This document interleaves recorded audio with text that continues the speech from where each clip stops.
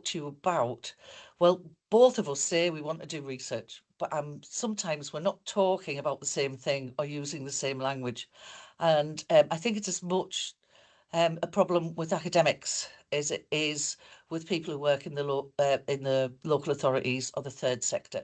Um, one of the things I'm going to talk about is the way that we use language and the way that we understand what research is. But here is my little outline, and you will notice my first mistake here is it's not key tumbling blocks, I'm afraid. It's key stumbling blocks, although tumbling might have been more fun.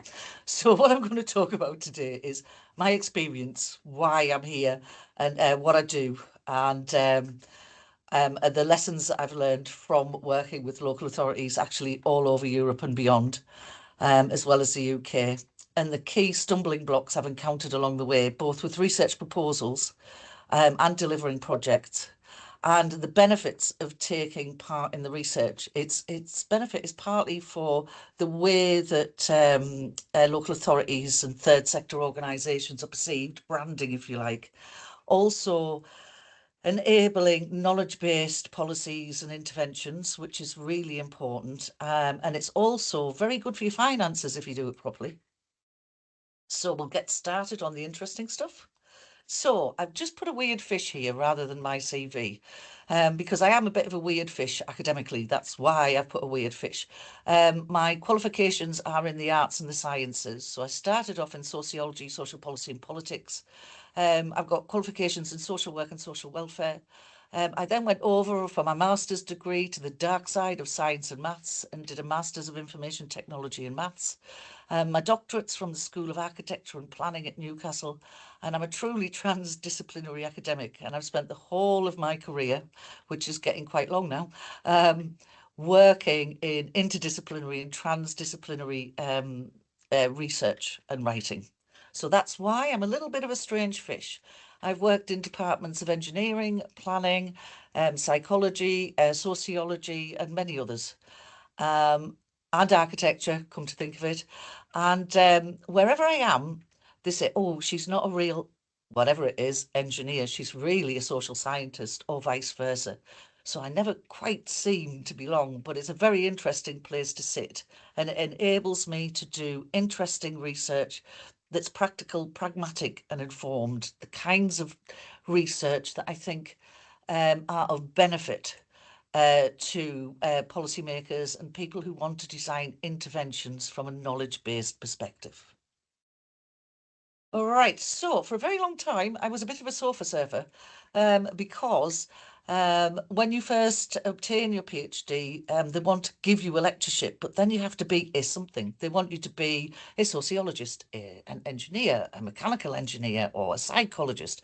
And I didn't quite fit anywhere until I had many contracts and everybody wanted me to work for them, but I didn't receive tenure until I came here when it looked like this at Teesside University. And I have to thank them very much for opening the door to my academic career, in effect.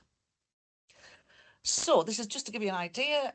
Since I've been at Teesside, well, since 2011, when I started leading research proposals and contributing to the major research proposals, I've been involved in proposals, successful proposals, importantly, worth over 30 million in research funding. And I think I've missed a few there when I was doing the sums last night. Obviously, Teesside hasn't got all of that funding because many of them, like the ones I've got listed here, are multi-partner projects.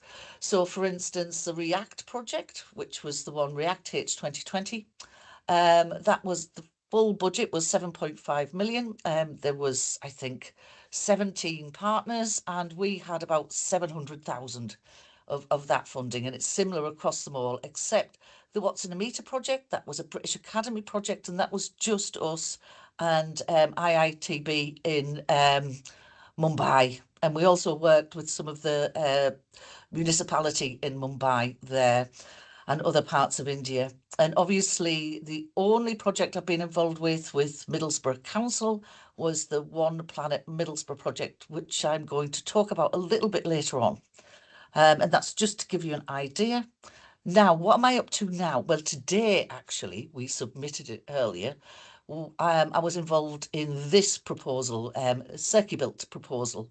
The actual deadline was the 12th it's the 12th, but we've submitted early today. And there's a very important reason for that, because believe it or not, one of the ways that they assess the proposals, if you've got a lot that have scored full marks, and we expect to score full marks because it's a very good proposal, is which ones were submitted earliest. And the reason for that is that they have multiple partners. And if you manage to submit earlier, it means all of the partners are very committed and they all had their ducks in a row, if you like. Now, this particular project is a Horizon Europe, proposal is an Horizon Europe proposal to develop circular business models and adaptive renovation methods for buildings and public spaces. It's got 16 partners across Europe. There's partners in Greece, in Spain, in the UK, in Portugal, and so on. Its total value is €6 million. And really excitingly, we've got Hartlepool Council involved, and I live in Hartlepool. And if we win this, they will be looking at informing the way that Church Street is renovated. And it's really important to get the people on board.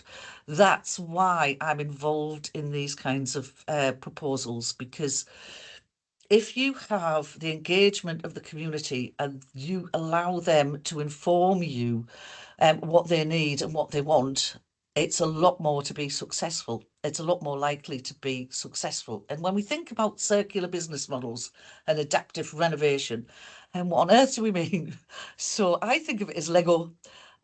It's we turn waste into building blocks to renovate buildings and also public spaces.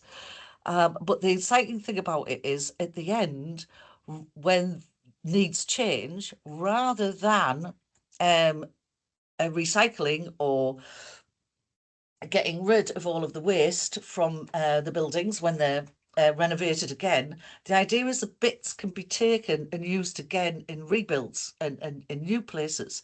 One of the things we'll be looking at doing in this project, if it becomes that, if we're successful, is using waste plastics for developing children's play areas, which is a really exciting idea.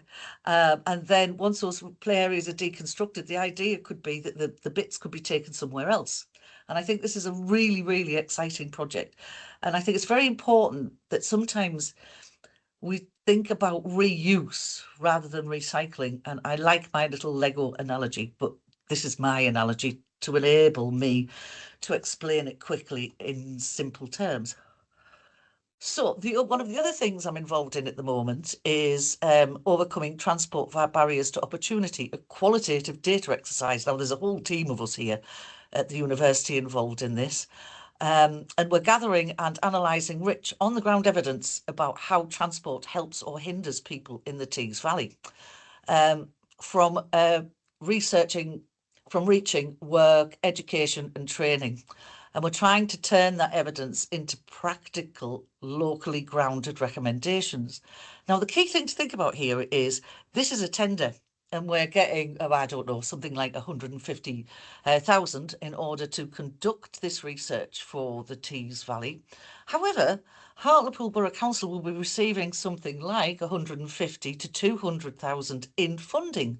So this is the real reason that you want to be involved in research proposals of this kind, because rather than paying for a tender, you're actually getting the financial support. So essentially, if our proposal is successful, Hartlepool will be getting free consultancy and free support because they have the funding and they're not having to pay for it. So it's a huge advantage.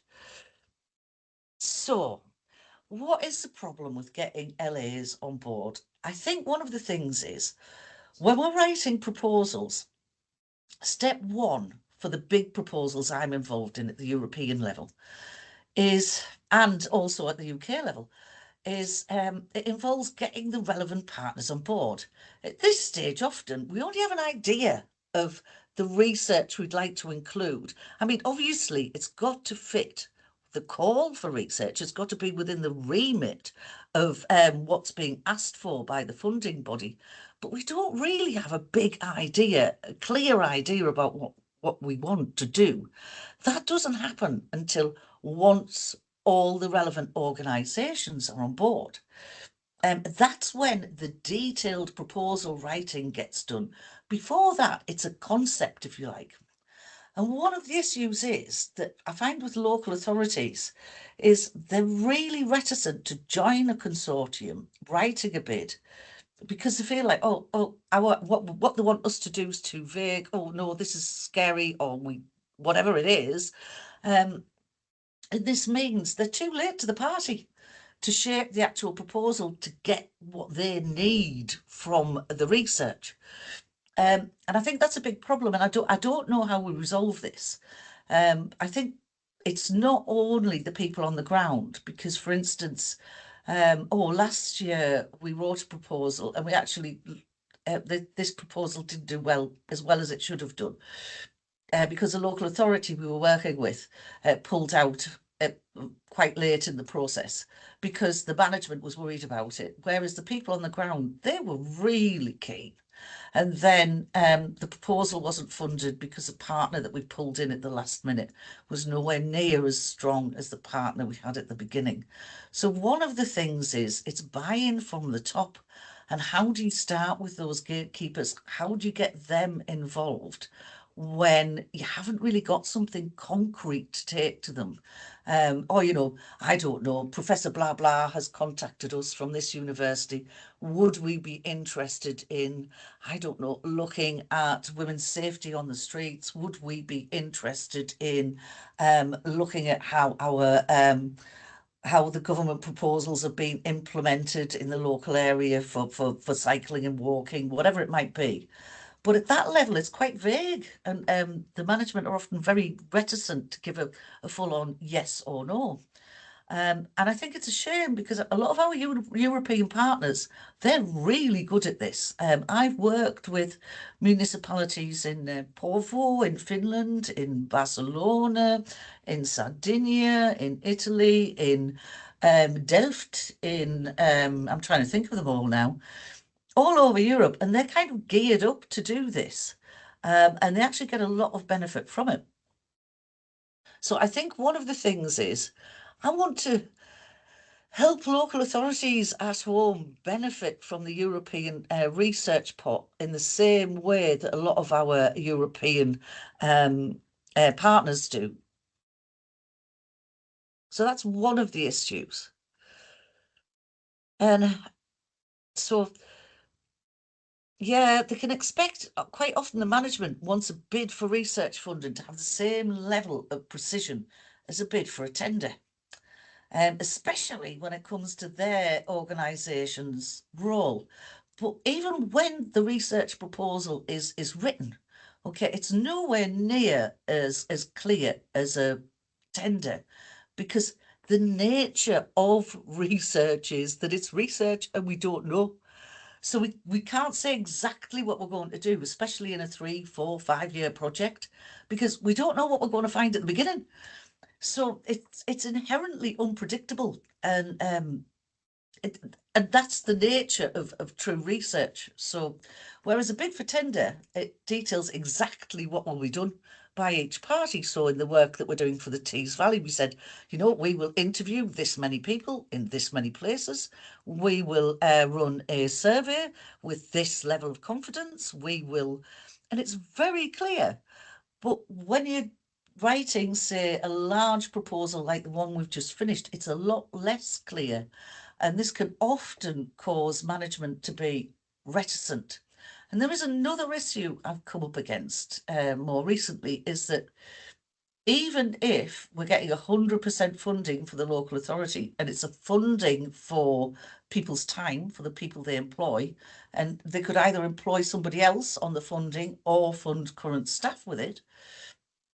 The problem is that sometimes staff have been reduced to such a tight level that they're worried about workload and how they could pull in somebody else with the relevant skills. And that can be problematic as well because there's no space, even if you've got funding. So it isn't easy for a lot of research local authorities to come on board. And quite often there's a little bit of reticence in relation to, okay, our policies are already thought out. They come from on high. You know, we have a government policy and then we've got to implement it, and then this is how we do it. And it's kind of, you know, it's already there what we're going to do. We have no choice. And I still think there is a lot that we can do to make the way that interventions happen and policies are implemented better, based on understanding from the community. One of the things is you need buy-in from the local community, or your interventions don't work. I mean, the one of the key issues that's lately been going on with Middlesbrough is looking at the cycle lanes, and the one that's being taken up at Linthorpe Road, which is exactly what they should be doing. But had they done more knowledge informed, more research at the beginning, they might have known that that wasn't going to go down well in the first place, if there had already been a lot of strong engagement with the local authority, with the local community before it was implemented. But I'm not saying they're doing the wrong thing now, because the local community doesn't want it, and you can't force people to use cycle lanes. And if it upsets people and it costs people their business and it makes their life more difficult, it's just going to make everybody reject all of the cycle lanes. So what we need to do is to make sure that the local community is on board. There isn't a one fits all solution. You can't go to somewhere like, I don't know, I've just been to Cranley near Guildford, and honestly, it's so twee. I kept expecting Miss Marple or Proro to pop up somewhere. It's really, really twee. And you can't take an approach to implementing cycling lanes and walking from somewhere like Cranley near Guildford and slap it in the middle of Middlesbrough. I mean, that's just not going to work. So simply looking at what has been successful elsewhere isn't necessarily the way to go. You need to know what your community and your local people need, want, and how they will engage with it. And I think that's what you can get from working with your university. Okay. And then there's keeping, and I really apologise for this if I'm doing this today, it's keeping local authorities and third sector organisations on board. We as academics, right, we have our own terminology, and people outside of our discipline, we can't possibly understand it. To be honest, academics can't understand each other's disciplines. That's one of the reasons they made me a professor, is because I've worked in so many different disciplines. I'm sort of the official translator, because in each discipline there's a terminology and words are used completely differently. So to give you an example, even the word island, if you talk about an island in, say, geography, they mean a literal island, you know, like the one we live on with water around it. If you talk about an island in electrical engineering, you mean an islanded grid that is separate from the wider energy network that isn't connected to it. So at many levels, language is used very different in the different disciplines, and especially between academia and the wider world. And we can often forget this when we're communicating with people outside of our little world, outside of what we used to call the ivory tower. And in some cases, this academic speak obviously leads to non-academic organisations backing out of the proposal, because it's almost as if we've written it in Mandarin. And one of the things I would say is, if you're ever involved with me, particularly, or any of my colleagues, and you receive something written in academic speak, just ask for a clear explanation, because we can do this if we think about it. And if the academic you're working with says, oh, you know, go away and look up terminology or something like that, well, then do back out. Because if they're not really prepared to explain what they mean, then they're not going to be comfortable people to work with. But if we were putting a proposal together and I was really busy, I might type up something that I really shouldn't have done and send it to you.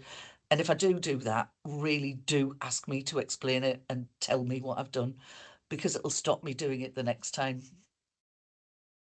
Okay.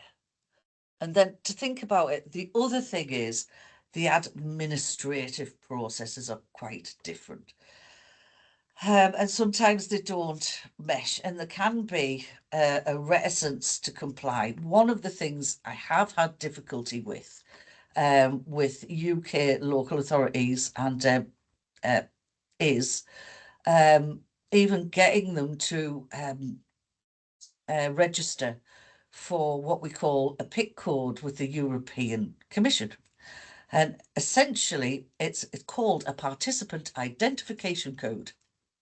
And all it is it's a unique identifier for your organisation that's used to track and manage participants.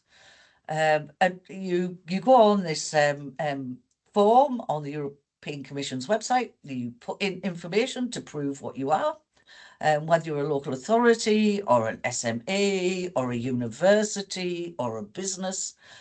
You have to prove who you are. And one of the reasons for that is the funding levels are different for different organisations. Like quite often for public bodies, it's 100%. In universities, it's 100%.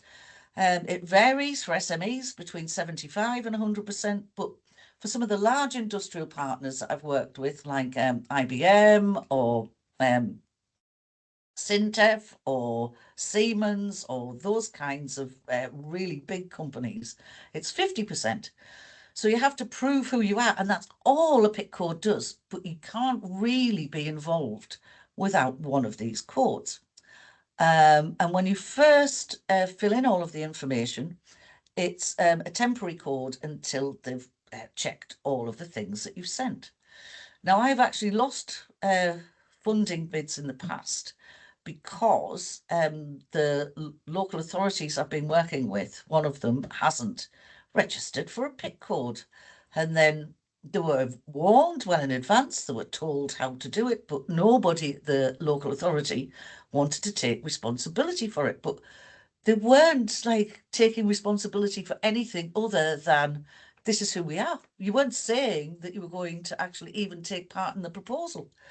And if you submit a proposal and one of the partners hasn't got a PIC code, well, that's an immediate red light to the reviewers. In the same way as now they think, oh, these people have submitted 2 days or 1 day or 3 days early. That proves they've got all their ducks in the row. Submitting a proposal without, when somebody hasn't registered for a PIC code, tells them the exact opposite. Oof, that partner really hasn't got their ducks in a row. Do they really want to be part of this? Is this a proper consortium? So, and the other issue we've come up is that the way that we cost these proposals is a bit strange. You calculate your person month effort cost, which is basically you look at all of the people that you say from your organisation are going to take part in this research, should it be successful, and you add up the total costs and that you put in the actual costs that they will cost. So if you say somebody at this level will work for 3 weeks on the proposal, somebody at this level will work for 6 months, and somebody at this level will work for, I don't know, 10 months, you work out how much that actually costs you, including the actual cost to the organisation, not just salaries, you know, the cost of national insurance and actually employing that person. And you use that to calculate a person month effort cost. So the calculation includes salaries, national insurance, any salary increases due, pay rises over the lifetime of the project. And you can also include a little bit of danger money for exchange rates. And sometimes local authorities have been unable to give me this cost to use in the calculations for funding the projects. So there's all of these things to think about. These are stumbling blocks I've come across.